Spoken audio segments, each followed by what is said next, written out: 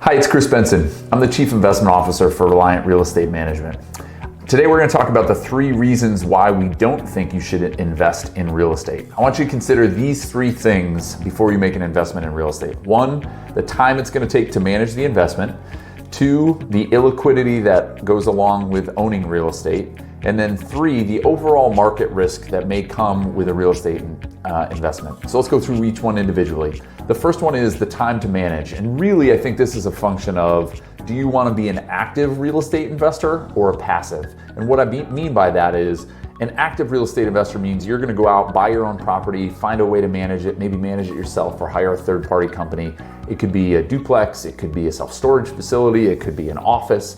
But the time to manage is really something you should consider. And this is where a lot of our investors at Reliant make a decision between, do I want to be an active investor, manage my own stuff, or partner with a professional real estate company, and then I really truly have a passive role. And for many of our investors, time is the biggest issue. They may have a job that creates some income that they can invest outside their traditional investments, but they don't have the time to do it themselves. So they look to partner with a company like a Reliant or other sponsors in the marketplace to go out and get some access to the asset class. So time is something you really want to think about as you go into real estate. Where do you want to spend your time?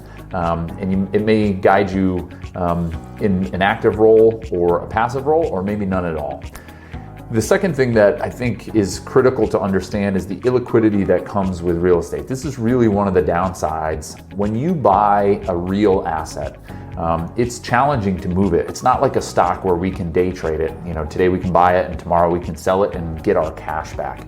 Typically, when you go into a real estate asset, whether it be a single family home, a duplex, an office, a self-storage facility, there's a cost to acquiring it for sure. And then secondarily, there's a cost to selling it.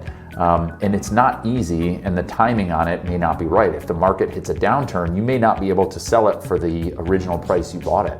And so that's called illiquidity. And you want to be paid a premium for having that illiquidity on your money. If you can't easily trade in and out of it, you should be able to get a higher return than on something where it is a liquid investment. You can trade it, hourly, daily, whatever the case may be.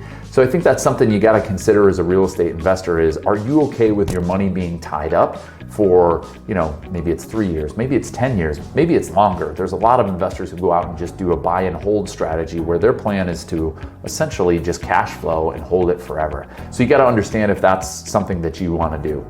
And then the third thing that I'd ask you to consider as you look at a real estate investment is the overall market risk that exists with real estate. So, there are a lot of uncontrollables in a market, even as we look at it. Things like, let's use an example of I'm buying a single family rental house. And, right now it's a great school district. There's a great employer growth, jobs are coming into the market. Well, 2 years down the road, maybe that large employer that came into the market that was creating that job growth goes bankrupt. They go out of business.